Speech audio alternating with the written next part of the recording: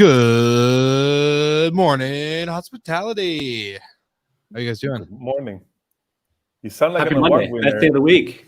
I am so well rested. I got like 9 hours of sleep last night. Me too. You can see like sharp. You have a good color in your face, Michael. I think you have a good rest. You will. Yeah, you slept a bit. Well, you look pretty rough. Yeah, just a couple delays in our flight last night, so I love it. I bet you weren't on Delta. No, I wasn't. But there you go. Delta. We'll say that for a debate later offline. Probably was one of last time you had a cheap flight, because I heard that there might be some increase of flight prices. Or should we talk about it today? Maybe it's a nice topic. Might be a good topic to talk about inflation. Who knew? No, it was a decent flight. There's some maintenance issues, and then it just turned out to be more and more maintenance issues, and then they had no flights to move us to until later. So here we are. You made it bright and early with a good cup of Joe and a good podcast to go along with it. Such a great podcast. Show the people the new hoodie. The new hoodie. Oh yeah, dude. Get ready. Right. That's amazing. I think it's the first time somebody wear clothes with my face on it. I think for you the same, Mike. This is not so my cool. First time. No. Oh, you have a whole fan club. That's true. Well, yeah, we had to rock the new hoodie. We're testing out some merch ideas, so because we are one of the most famous hospitality podcasts out there. But again, we'll get to that in a second, a little bit later. But no big deal. You guys had a good week, a good weekend. I'm hoping, yes, everything's good on your guys' end before we chop it up into our segments. Yep. Yeah, man. No complaints. Let's jump into it.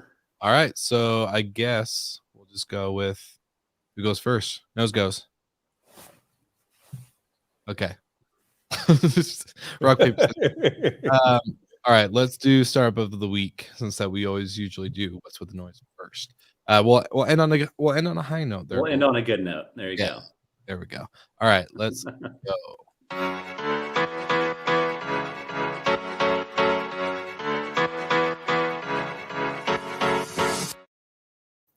Oh, I feel some pressure because I have to go first. But for this week, the start of the week is Head Out.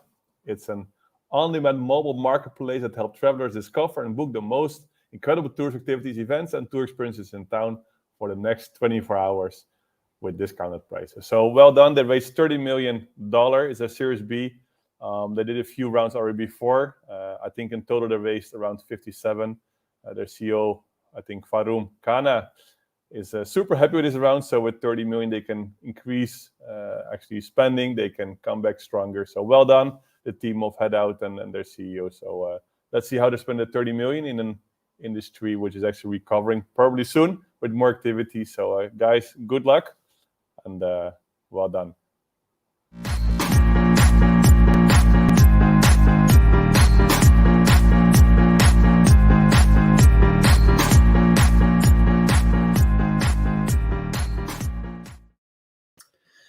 Happy Monday. On Friday last week, we were awarded with the top 30 hospitality podcasts in the world. So that is What's With the Noise. We are very proud and honored to have this award. We've worked really hard on it. It's been about a year and a half in the making. So thank you to all those who put this award together for us. We appreciate it. And it's only up from here. Our faces are now on hoodies and NTFs. So looking forward to what 2022 has in store. What is an NTF? I know NFTs. NFT. Yeah. NFT. Hold on. You seem to be new in this industry. It didn't sound right coming out either. It's like something's wrong. And now we just lost a placement in the top 30 podcasts. I do Turn live off. Rewind. I do got to give a shout out to Dr. Jeffrey, who is the founder and creator of the International Hospitality Institute, who created these awards. So they're doing a big award push for the industry. That's what their big mission is. I actually had Dr. Jeffrey on Slick Talk, and we got to dive into his story, and it's really good. And just his mission involved in the industry is really exciting. So thank you, Dr. Jeffrey. Out of? Dallas, Texas.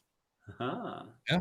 So very, very exciting. It's a growing team, international team as well, which is really cool. So again, just really excited for the initiative of recognition in the industry. It's really cool.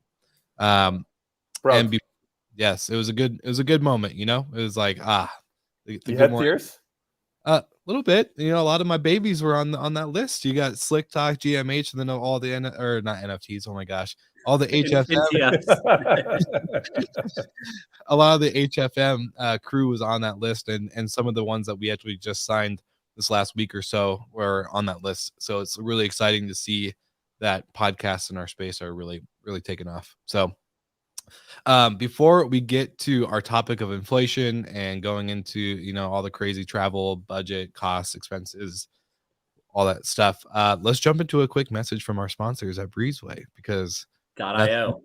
you know, nothing like a good morning hospitality without a good message from Breezeway. Meet Breezeway, the leading platform for property care and cleaning operations. Built to coordinate, communicate, and verify all the work done at each property so you can deliver a better experience to guests and owners. Breezeway syncs your property data and reservations into one user-friendly dashboard, taking the guesswork out of scheduling jobs to the right person at the right time.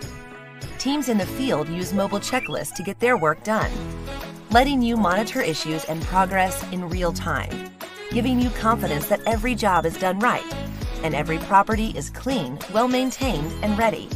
Smart tools to make complex work much easier.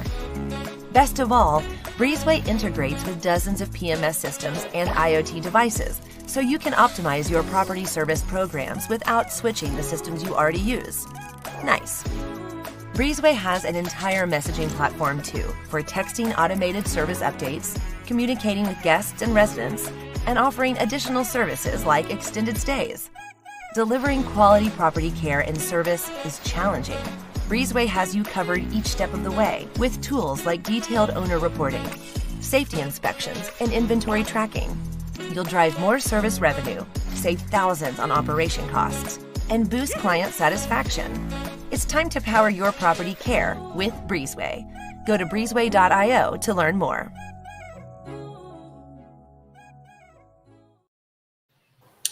Gosh, my favorite video. I love it. /GMH. /GMH. Very important. And speaking of NTFs, before we get into all the other topics, we do have to give a shout out as well to Enzo Connect for becoming our NTF sponsor, sub-sponsor for round of episodes. And we did drop another NTF, sleeping in with Good Morning Hospitality, since it fits the theme of that. So go check out the link in our show notes, so that way everyone can grab the newest NFT. So that way we're all, you know, rocking and rolling there. But other than that, I'll hand it off to you guys. Golden. Like so the topic today kind of spurs from some recent searches I've done. There's a couple trips to Europe that I need to do this year, and it's unbelievable how much more expensive these flights are compared to what they were last year or the past 10 years. Yeah. A flight from Atlanta to Amsterdam used to be anywhere from $1,200 to $1,800. Now the cheapest is $2,600.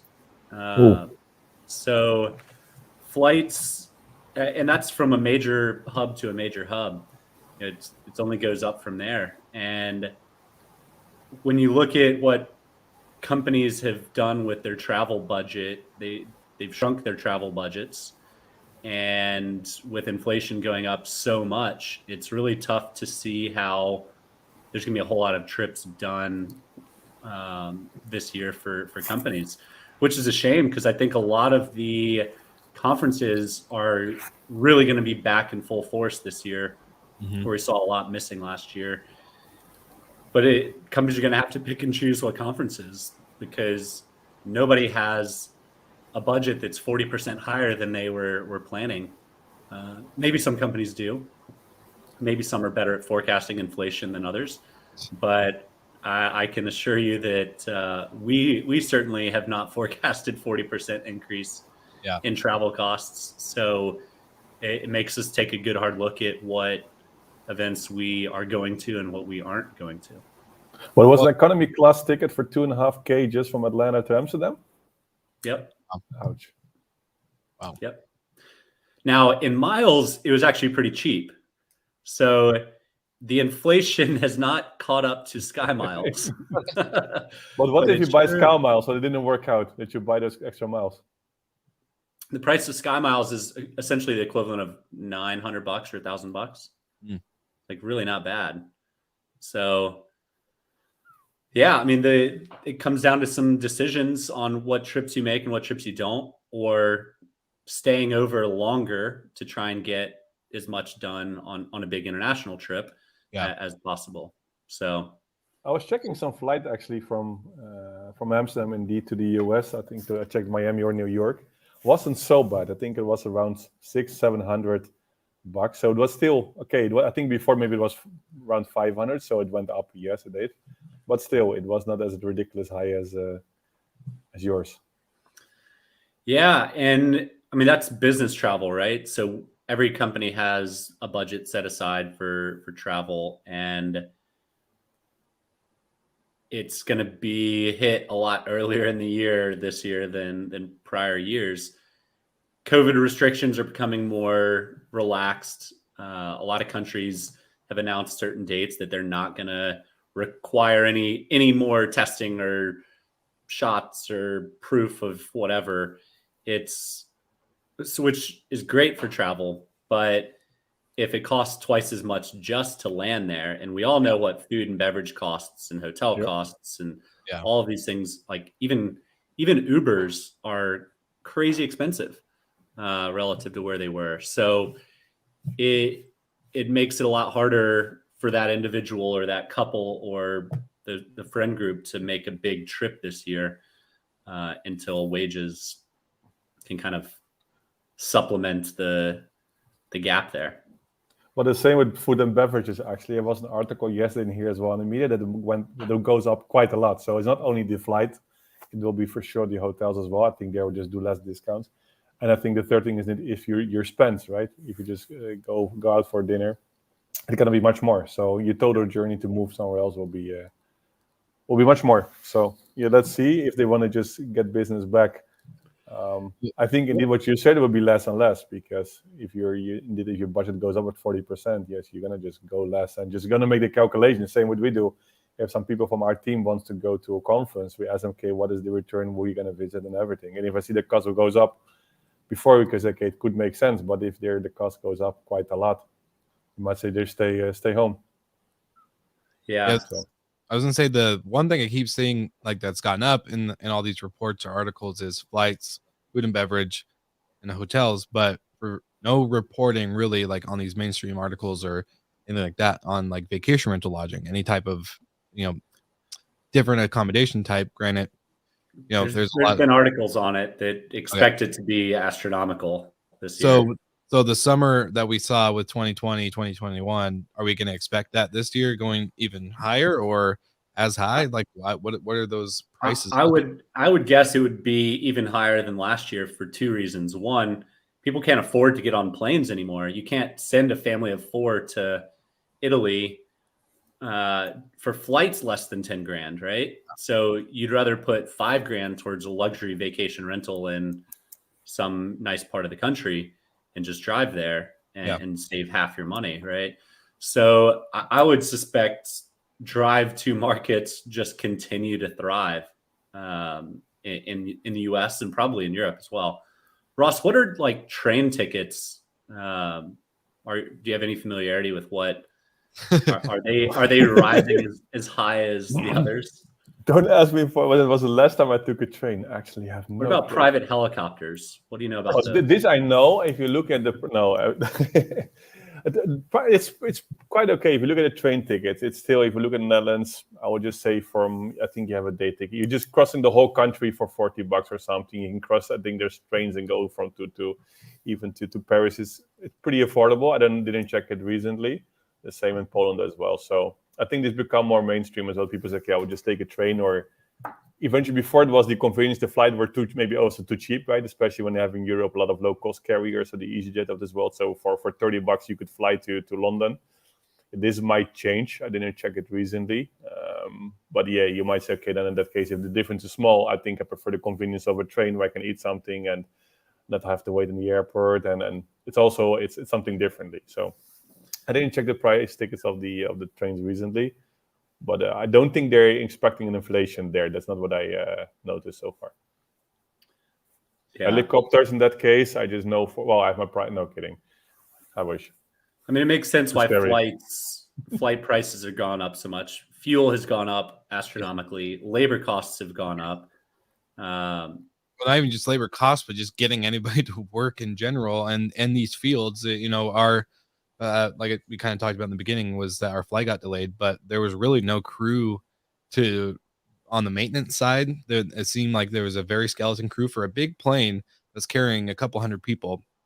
You'd expect, a decent sized crew, but no, there was like 2 people just looking at all these maintenance issues. And then, your overall flight attendant staff is very minimum compared to, everybody else. So I think it's just in general getting any type of labor is just. But do you think that the flight prices goes up because they didn't have the expectation if those planes will be full? So okay, those people want to travel, so probably they will pay anyway for it, and maybe the prices will go down again when they see it, because the end is also revenue management. It's not much different than in a hotel. It's okay, we just probably when they're searching for a flight to Amsterdam on this day, there probably must be a reason for it if you're searching already now. Right. I was I've never seen a flight like I've been flying almost every month, and I've never seen a flight that's got empty seats. They're all full, like literally all of them. Lately, yeah. Yeah. During COVID, flying over to Europe was empty planes, so they got a lot of revenue to make up there. But I mean, it's a good point, Michael. Are they predicting a travel surge and jacking up rates, seeing what they can get now? I mean, I can tell you, I didn't book anything. But I checked Hopper. I don't know if you did. You can see, of course, a bit the range and changes. So maybe look at the dates if there's more demand or etc. in some dates. But I think it can be still connected, especially when it's not the mainstream flights. Okay, I think Atlanta, Amsterdam. I won't say it's for a holiday. Even also the other way around. You don't go to Atlanta, I think, for holiday when you're from Amsterdam. It's not a pretty big, I would say, a business destination in both ways. So might be has some impact. I don't know if you check any leisure destination. Maybe I would check it from Amsterdam to Miami. It was still reasonable. It was around $600, $700. So it was still reasonable. So Hopper had an article out a week or two back that said they expect flight prices to increase 7% each month for the first 6 months of this year. So compounding that on top of one another, it's pretty significant. I can't do that math off the top of my head, but it's going to be a real price bump come May, June, July, when peak travel is for Americans, and especially big long haul flights. Well, we're in month 2 right now of the year, so in 6 months will be 42% increase in pricing for travel. So I guess it it's compounding. That's not the right math to do. Though.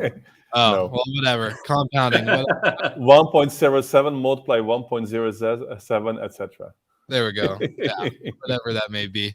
So either way, it's a shit ton of increase. And the one thing, like I'm thinking right now, like I've never been a travel tips guy. Like everyone's like, hey, I'm trying to book a vacation. What do I do?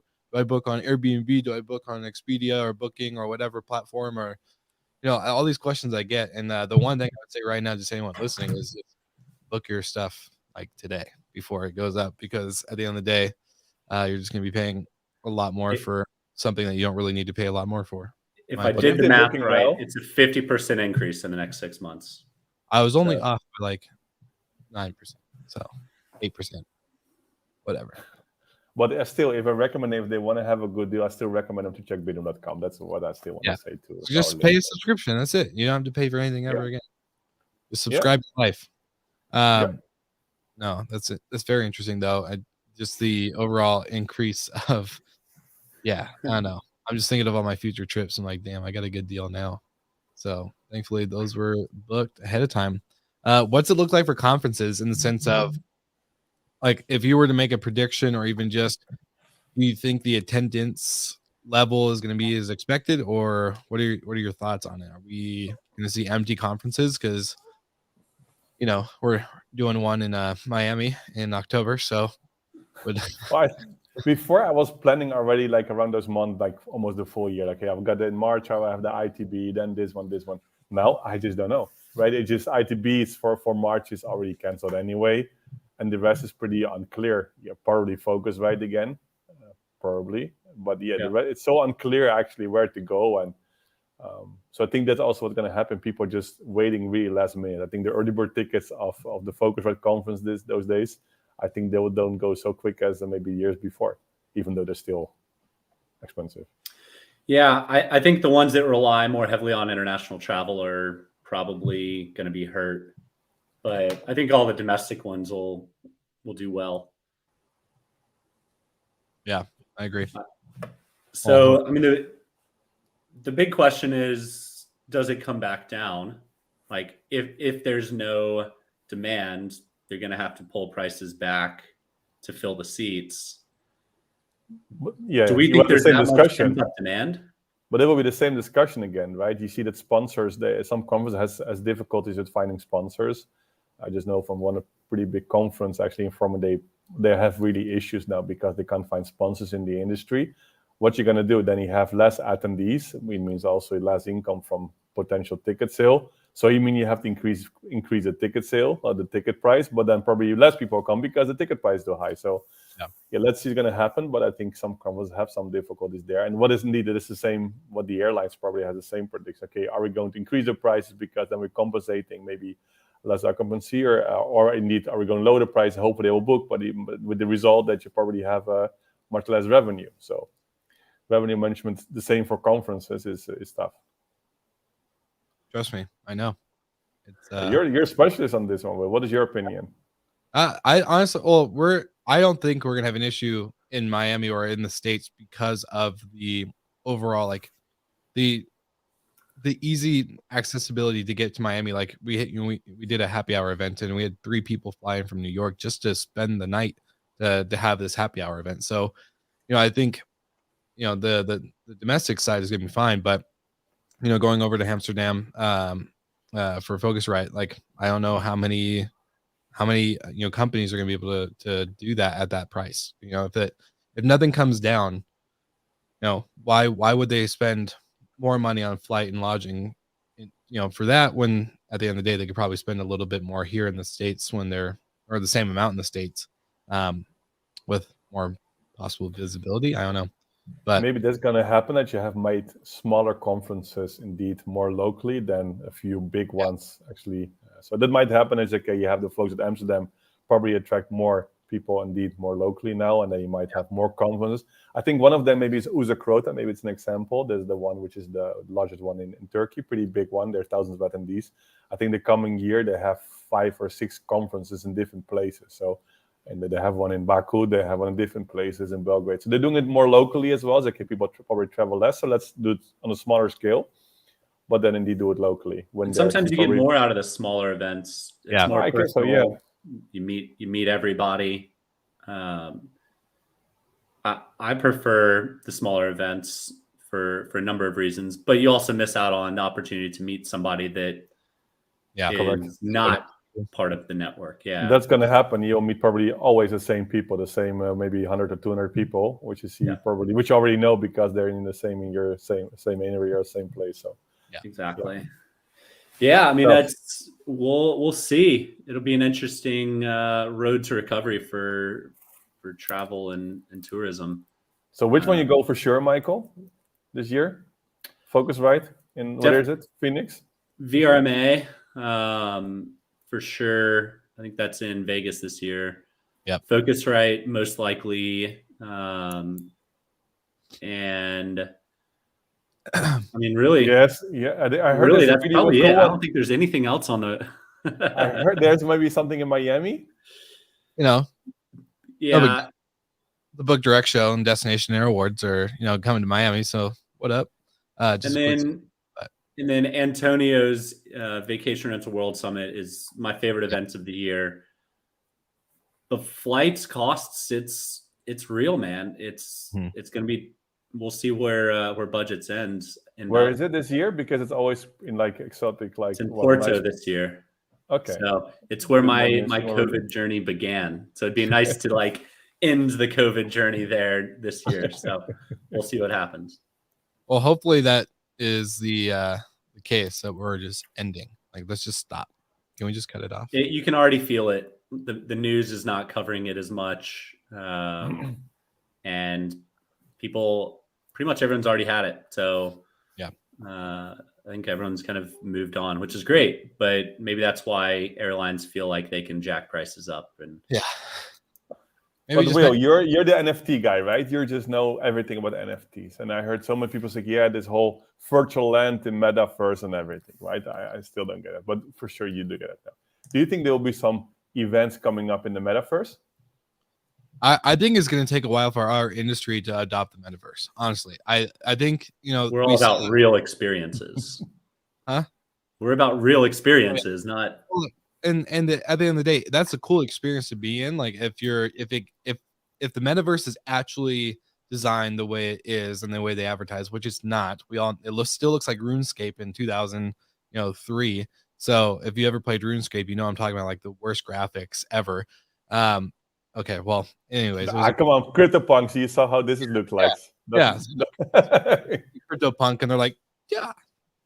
Anyways, the whole thing is, if it's a real experience, then sure, I'm pretty sure there'll be a portion of the industry that adopts it and uses it as like a micro event thing. That's not going to be a big international conference or anything like that, but I think it's going to take a while for our industry to adopt, especially the hotel segment. No, not to like drag on them, but when I was a hotel GM, the number one thing I kept hearing was, this is how we've been doing it for 20 years, and this is how it's always going to be. So at the end of the day, that mentality, I think, is still there. And so for vacation rentals, all of our NFT sub-sponsors are in the vacation rental space. We've never had anyone from the hotel world, whether it's tech or any type of company. So I think this is still going to take a while to adopt, as they're just trying to maintain all their staffing issues and their labor shortages, and less occupancy, and probably some restrictions due to some brand names or even some destinations that they're in. So anyways, that's just my humble opinion about the metaverse and hospitality. I could have just gone on a rant. I'm a big believer of a lot of future things. EVs will be everywhere. DAOs and crypto will be commonly used. I'm not sure about the metaverse. Yeah, but maybe I'm too old school, that I like real experiences versus my face in a computer screen all day. Yeah, I was gonna say, I don't know. I'm just recently 27, so I don't think I don't even want to like be in the metaverse, if that makes sense. And my generation, and even the younger one, like I'm seeing them, they're behind their phone a lot, but that's because they're usually talking to their friends around the world to meet up and create experiences. So that's kind of take some pictures for Instagram. Yeah, the human nature. You can't take a selfie in the metaverse and post it and be like, hey, guess what? You guys can't be here. Why not? There's no clout. There's no weird flex. But it can stay in the metaverse. They're not owned by Facebook. It stays in the metaverse, so it's not owned by nobody. Yeah, and with the reportings that like Zuckerberg reported and showed like their big loss, I don't know. I just don't think. I think either they were too early or they're not doing it right. So there's one of the two, and I just don't think it's going to be adopted, at least as fast. Maybe in the future. Anything else to cover for it's a wrap up? Kind of a little rabbit hole at the end, but I think at the end of the day, to be fair, people still want some sort of experience, and if they can't get it in real life because it's priced out, maybe they will do a metaverse trip, but I don't see it. What about you, Ross? You got your Oculus goggles at home? I have I have a VR glasses, and I used it once, and it made me feel sick. And it's scary, and it's also, I don't know. It's not, if you just go, if you want to see some fishes or whatever, you want to see real fishes, right? You don't want to have which is recorded and it's fake. I don't know.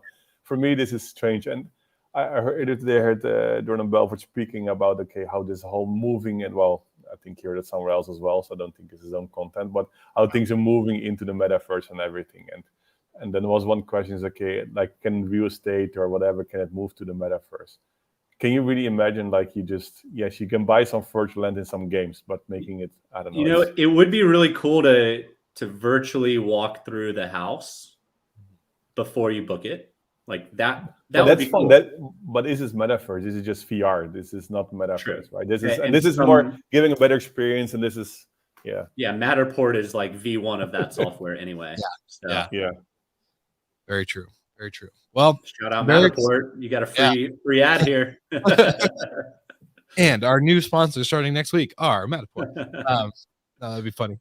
It's really interesting. They bought an NFT because you mentioned them, or they didn't buy an NFT. No, we're just giving a freebie this week. Whoa. We gotta, inflation. We don't want people in. We gotta balance it out.